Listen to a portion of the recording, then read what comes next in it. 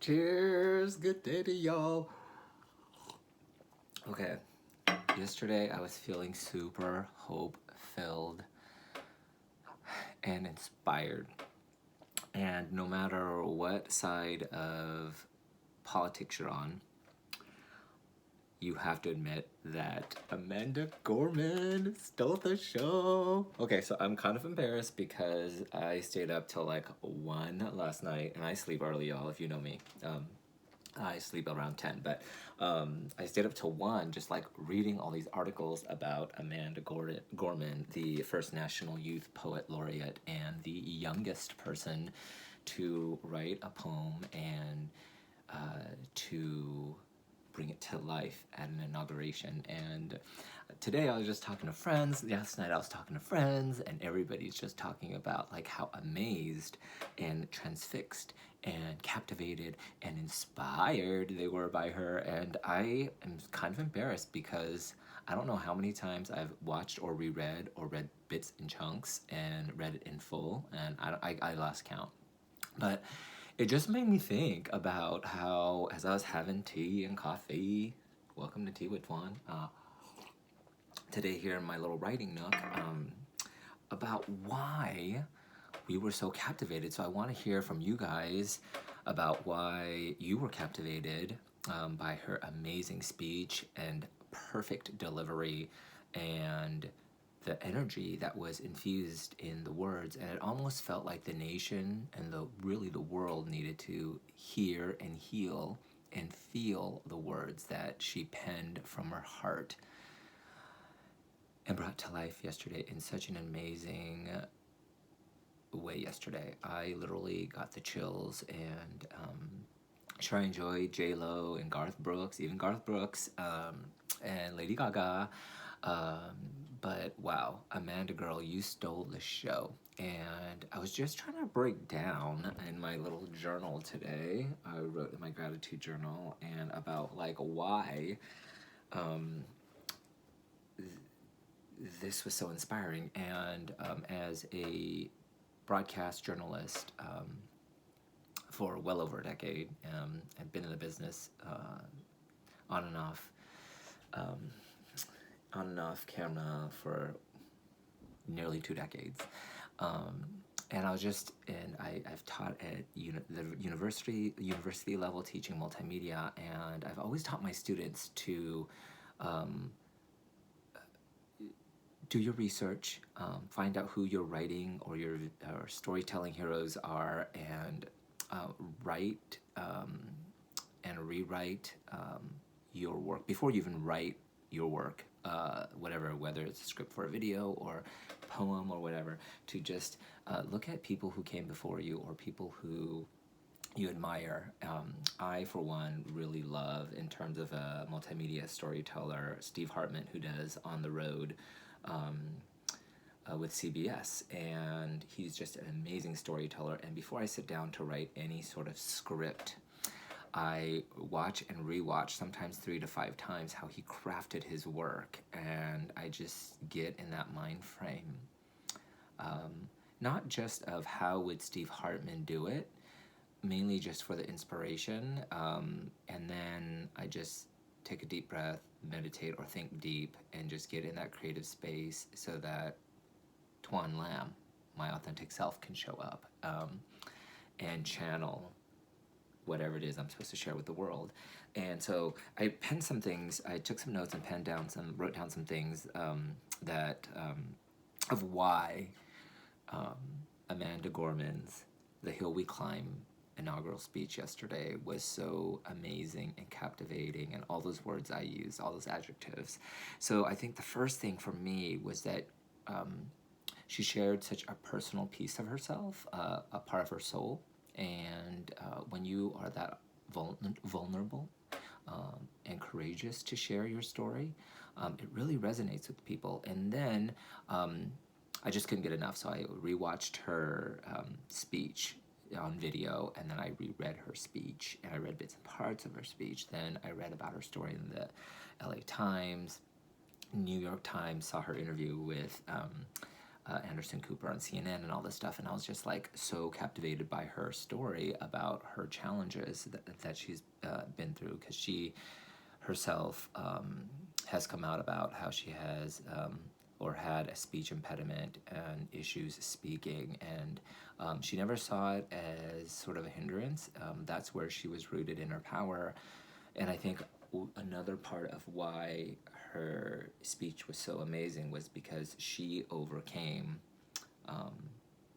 so much to get up on that stage in front of millions of people, or might I say billions of people around the world yesterday, and just really being natural and in the flow and using her hands and being herself. And that was just so amazing to witness. So sharing her personal stories and story really in bits and parts of the piece really, I think, resonated with a lot of people.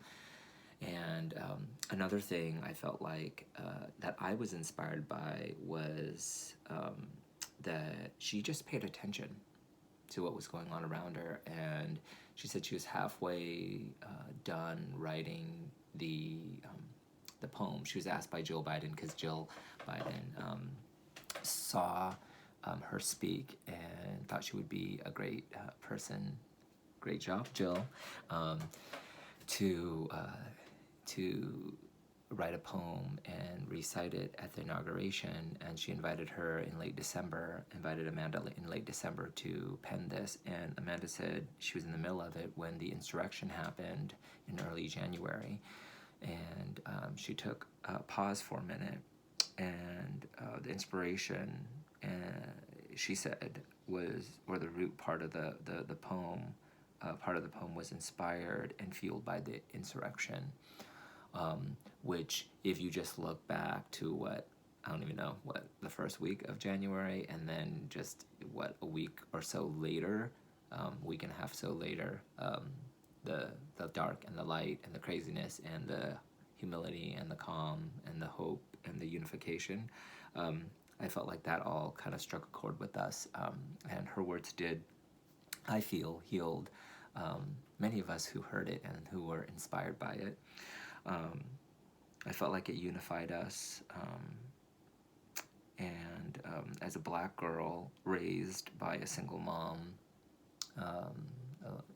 she had a lot of things that went against her growing up here in America, and for her to stay rooted in that.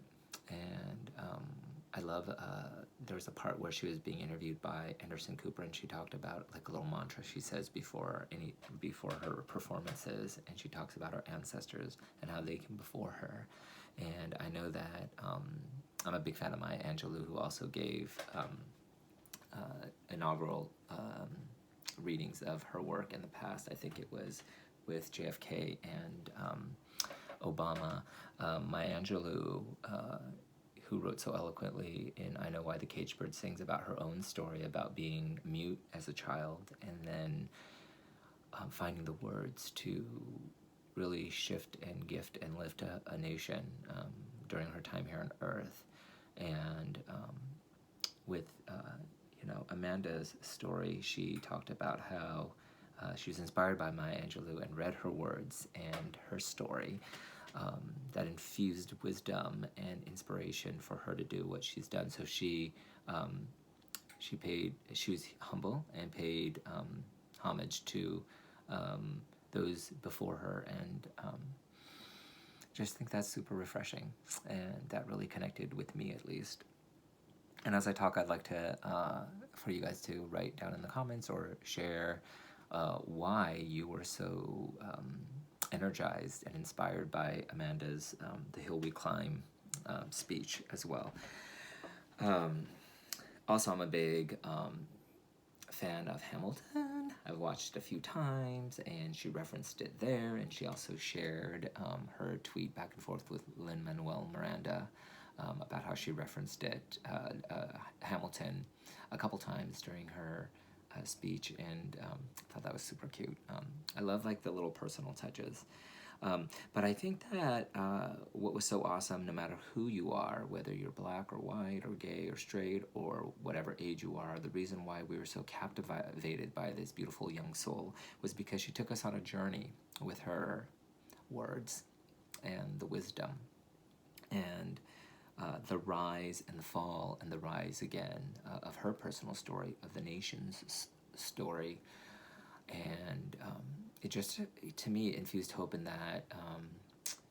It just reminded me of all the challenges that I've been through and how I've gotten up, and how you too can get up no matter what you are going through today. Personal, physical, mental, spiritual, health, fiscal, whatever you're going through, you are bigger than your problems. And I read in another article, I think it was LA Times, how Amanda went through some of her journals and she wrote to herself about don't give up, don't give up. People have bullied her in the past for many things, including her speech impediment, and she just told herself not to give up. And it's almost like that Phil Collins song, "Take a Look at Me Now." Anyway, I won't hold your ears with singing, but I just think that story of when you share a piece of yourself and you have the courage to do that, and you reveal that, it heals. And I felt like her words, where she talked about grieving and growing, where she talked about hurting and hoping, and where she talked about being tired but still trying, really resonated with me. I think it resonated with us. I just get the chills so much. I'm kind of embarrassed to show you my a close-up of my computer because I have a lot of tabs opened up on just researching this amazing soul and a poet laureate. There are many times when I was watching and rewatching, I just felt like time didn't exist. So I realized that in her writing, she really brings you to the present moment with those words. And I think that's really important to captivate the audience. The audience's attention. And that's another reason why I felt like a lot of us were just like wowed by her. I love how she used her challenges as the route to her power. And, we all face challenges. We can all agree on that as human beings, that we all have challenges, we all have trouble sometimes. But how can you use those scars and turn it into art and turn it into something that serves other people? It took a moment just to sink all that in. But it was super healing and cathartic, and for me, the takeaways were that you matter no matter who you are, whether you are a black girl from the South or a LGBTQ, transgender youth, wherever you are in your life, that you matter to somebody. And the fact that Amanda talks about, and she's so humble, that's another reason why we love her, but she talked about how her mom and her grandmother and Maya Angelou and Oprah, and just from no matter what the titles of these people were, there are people that were critical to her journey, and that is just such a beautiful thing.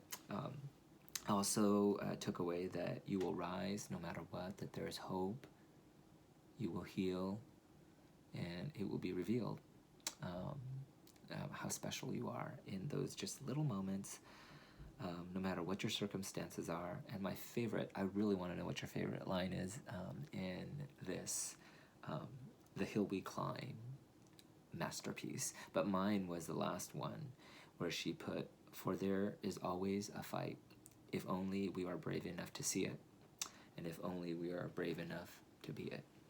And I don't want to butcher her beautiful words, because I can't even do it justice reading it, but she had said that she really thought about whether she should use the word "free it" or all these other words, but she put specifically, "if only we were brave enough to be it" at the end, because after she wrestled with it, she just went with her gut.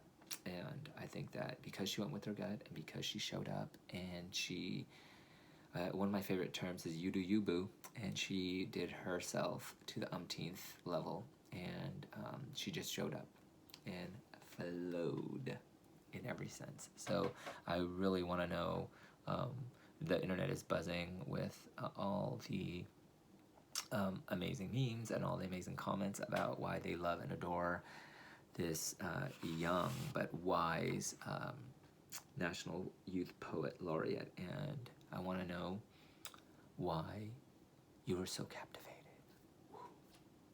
Cheers to you. Cheers, Amanda. And cheers to everyone who dares to share their story.